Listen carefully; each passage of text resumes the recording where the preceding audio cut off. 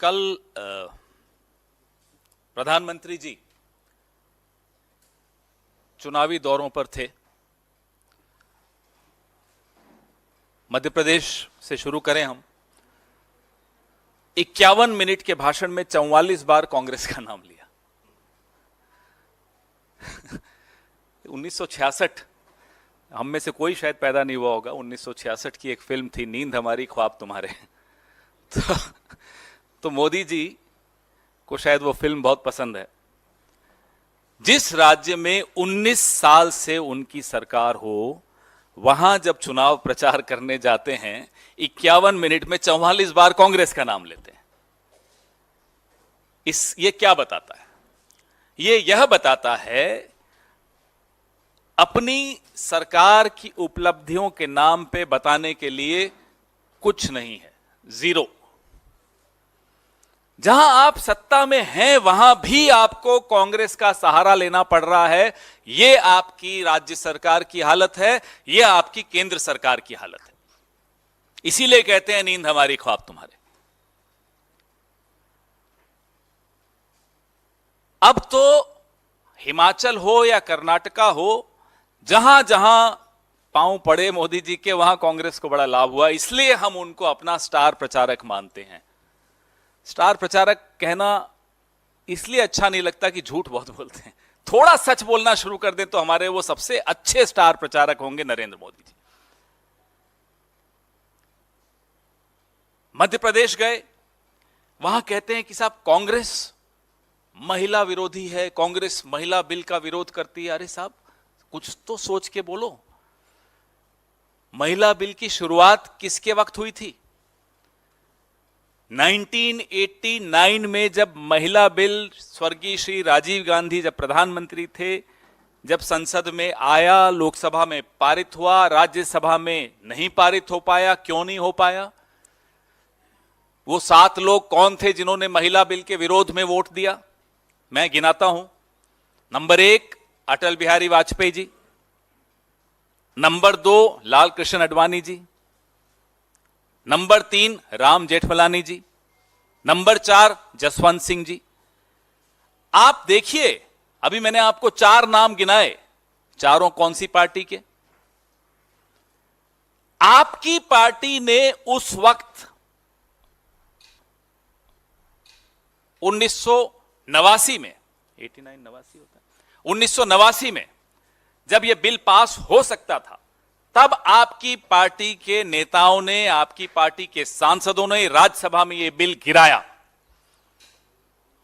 आ जाइए अब आप 2014 में, 10 साल हो गए होने आए हैं। आपका पूर्ण बहुमत था, आपको पूरा सहयोग विपक्ष से था इस बिल पर। क्यों नहीं लाए? 10 साल आपने गंवा दिए। और अब जब आप लाए हो, तब भी आप 2034, कोई कहता है 2039, 10 साल मिनिमम लगेंगे आपको इस बिल को कानून बनाने में। यह आपकी नीयत है। और उसके बाद आपकी हिम्मत देखो कि मध्य प्रदेश में खड़े होकर आप कहते हो कि कांग्रेस इसके खिलाफ है। यह आपकी हिमाकत है, यह आपकी हिम्मत है। यह आपको कैसे आती है हमें नहीं समझ में आता। तो असलियत आपको मैं एक एक बिंदुवार कर सकता हूं, लेकिन अब इसलिए आवश्यकता नहीं है क्योंकि देश, जैसे होता है ना कि सत्यवादी हरिश्चंद्र, कि अगर हरिश्चंद्र ने बोला तो सच है, उसका ठीक ऑपोजिट नरेंद्र मोदी ने बोला तो झूठ है। एक सर्टिफिकेट है, सर्टिफाइड लायर अगर कोई है तो माफ कीजिएगा, इस देश का प्रधानमंत्री है। आंख बंद करके बिना गूगल रिसर्च किए आपको मालूम पड़ जाएगा कि अगर देश के प्रधानमंत्री ने बोला है तो वो झूठ है। ऐसी छवि इस देश के प्रधानमंत्री की कभी नहीं थी, किसी प्रधानमंत्री की नहीं थी, ना होने चाहिए, ना होगी। The only prime minister who, I am sorry, has made himself a certified liar. If and when he opens his mouth, he only speaks lies. I've told you about the women's bill in Hindi. In 1989, when Mr. Rajiv Gandhi was the prime minister, the women's bill could have become a law. How did it not become a law? Because in the Rajya Sabha, it fell short of 7 votes. Who were those 7 people who voted against the women's bill? Atal Bihari Vajpayee, Lal Krishan Advani, Ram Jethmalani, Jaswant Singh. Out of these 7, 4 are the BJP. And in Madhya Pradesh, he goes and says that the Congress is opposed to the women's bill. I'm just giving you one example of his lie. If he starts speaking a little bit of truth, he can be our best star campaigner for the Congress and for India Alliance. Madhya Pradesh में मैंने आपको जैसा बताया 19 साल से सरकार इनकी, बीच में 15 महीने हमारी सरकार थी। उस 15 महीने में कमलनाथ जी की सरकार ने क्या क्या किया? 6 लाख युवाओं को युवा स्वाभिमान योजना से जोड़ा, 20 लाख किसानों का कर्जा माफ किया, और महिला सुरक्षा के लिए जब 800 करोड़ सेंटर से मांगे वो नहीं दिए गए। क्यों? क्योंकि वो जो है ना, बिना एयरलाइंस का मंत्री, बिना एयरलाइंस का एविएशन मंत्री इस इतिहास में इस देश के एक ही है, उसको खरीदना था, उसके लिए पैसे चाहिए थे। इस देश में लॉकडाउन तक को डिले किया गया क्योंकि उस बिना एयरलाइन के मंत्री को खरीदना था। यह आपकी सरकार की, यह आपकी पार्टी की, यह आपकी मानसिकता की हकीकत है। और महिला बिल पे आप बोलते हो, जब आप बचपन में शाखा शाखा खेलते थे ना, तो कांग्रेस ने देश को एक महिला प्रधानमंत्री दी थी जो पाकिस्तान से लड़कर बांग्लादेश को आजाद करा रही थी। इसलिए आप कांग्रेस के सामने महिला बिल पर तो ना बोलें, महिला अधिकारों पे मत बोलिए। आप खेलिए बृजभूषण के साथ शाखा शाखा और करिए महिला अधिकारों पे चर्चा।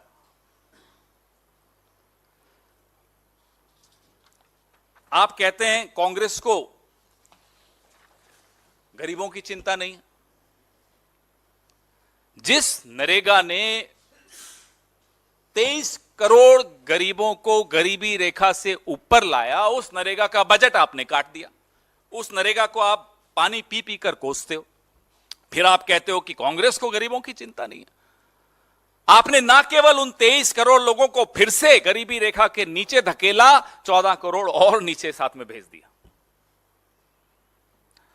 तो आप जब भाषण, या तो आपका जो भाषण लिखता है उसको बदल दीजिए, या अपनी शैली बदल दीजिए। आप अब बदलें ना बदलें, सरकार आपकी अब बदलने वाली है। राहुल गांधी ने एक चुनौती आपके सामने दी। करिकुलम में कास्ट रिजर्वेशन की बात हो रही है। आपकी असलियत उस दिन समझ में आ गई जब संसद में एक्ट्रेसेस थी, राष्ट्रपति नहीं थी। यह मानसिकता बताता है आपकी। क्यों नहीं थी राष्ट्रपति? क्योंकि वो आदिवासी हैं। फिल्म एक्ट्रेसेस आएंगी संसद में, लेकिन राष्ट्रपति नहीं आएगी। तभी राहुल गांधी कहते हैं कि आप जातिवादी हो, आप दलितों के खिलाफ हो, आदिवासियों के खिलाफ हो, अल्पसंख्यकों के खिलाफ हो, महिलाओं के खिलाफ हो। किस मुंह से आप वोट मांगने जाते हैं? किस मुंह से आप बातें करते हैं इतनी बड़ी बड़ी? बृजभूषण को निकाल नहीं पाए, बात महिला अधिकारों की करते हैं। राजस्थान गए साहब कल। राजस्थान में अशोक गहलोत सरकार पर बरस पड़े। खुद भूल जाते हैं कि कुछ साल पहले खुद सर्टिफिकेट दे रहे थे कि कोविड में सबसे अच्छा काम किया राजस्थान सरकार ने। भूल गए, उम्र हो गई है, भूल जाते हैं। हमारे घर में भी बुजुर्ग हैं, भूल जाते हैं। कोई बात नहीं, उसमें हम ज्यादा नहीं बोलेंगे। और 2014 से पहले के भाषण तो खुद भी भूलना चाहते होंगे वो अपने। अब की बार मोदी सरकार वाले जो नारे थे, अब ये तो चाहते होंगे बोले। लोग कहते हैं ना कि मेमोरी बढ़ाने की दवाई लेनी है। साहब हमारे दवाई लेते हैं कि भूलने, कैसे भूलना शुरू करूं।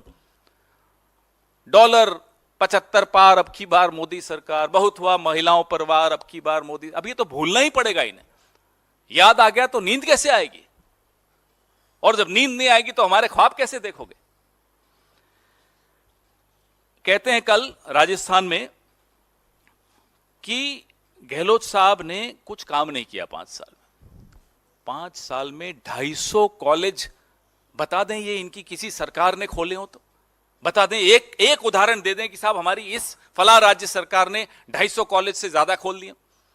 मैं तो सिर्फ कॉलेज की बात कर रहा हूं। स्वास्थ्य योजना, करें आयुष्मान की बात और तुलना करें उसकी चिरंजीवी योजना से, समझ में आ जाएगा। 25 लाख का इलाज मुफ्त, यह गहलोत साहब की सरकार ने किया। फिस्कल डेफिसिट जो राजस्थान का 9.25% था, आज से 5 साल पहले आज 3% पे आ गया। यह गहलोत साहब ने हासिल किया, यह कांग्रेस सरकार ने हासिल किया। भ्रष्टाचार की बात कर रहे हैं राजस्थान में जाकर। जिस अजीत पवार को ये चक्की पीसने का वादा करवाते थे कि जेल में बैठकर वो चक्की पीसेगा, आज वो इनके साथ बैठ के बजट बनाता है। ये भ्रष्टाचार की बात करेंगे। आधुनिकीकरण, डिजिटल पेमेंट, कल इन्होंने लंबी लंबी बातें फेंकी कि कांग्रेस ने डिजिटल पेमेंट्स में कुछ नहीं किया। यूपीआई को देश में लाने के लिए आपको नोटबंदी की क्यों जरूरत पड़ी? घर में चूहे आ जाते हैं तो क्या घर को आग लगा देते हो? भाई चूहे मारने की दवाई लाओगे, पिंजरा लाओगे, अलग अलग नुस्खे आजमाओगे, घर को आग लगाते हुए कभी सुना आपने कि चूहे आ गए घर में इसलिए मैंने घर को आग लगा दी? यह हुआ डिजिटल पेमेंट लाने के लिए नोटबंदी कर दी। बताइए कोई क्या बोले इस व्यक्ति को? अब हमें नहीं मालूम कि पूरी शाखा ऐसे ही लोग उत्पन्न करती है या ये एक अपवाद है, हमें नहीं मालूम, हम तो कभी शाखा गए नहीं, न जाएंगे। लेकिन कुछ तो है शाखा में जहां ऐसे नमूने आते हैं। घर में चूहे आ गए, आग लगा दो, कमाल है साहब। संसद की नई बिल्डिंग है, उसका एक तरह से उद्घाटन है, राष्ट्रपति को मत बुलाओ, एक्ट्रेसेस बुला दो। बताओ ये कौन इनको सलाह देता है? कहां से इनके दिमाग में ये बातें आती हैं? मनमोहन सिंह जी की सरकार, आज उनका जन्मदिन भी है मनमोहन सिंह जी का, भगवान उनको लंबी आयु दे, स्वस्थ रखे और उनका मार्गदर्शन हम सबको मिलता रहे। मनमोहन सिंह जी की सरकार थी, 60 करोड़ आधार कार्ड मनमोहन सिंह की सरकार ने बना दिए थे और आईएमपीएस सिस्टम बना दिया था। टेक्नोलॉजी तो कदम कदम बढ़ती है, स्टेप बाय स्टेप बढ़ती है। आज सारा श्रेय लेकर बैठे हैं महानुभाव। जब मनमोहन सिंह जी ने देश की बागडोर संभाली थी तब लैंडलाइन ज्यादा चलती थी, 15 रुपए प्रति कॉल मोबाइल पे होता था, मैंने भी इस्तेमाल किया है उस वक्त। 12 रुपए हुआ, फिर 10 रुपए हुआ, जाते जाते मनमोहन सिंह की सरकार 3G तक ले आई। ये बात करेंगे मनमोहन सिंह जी की सरकार की।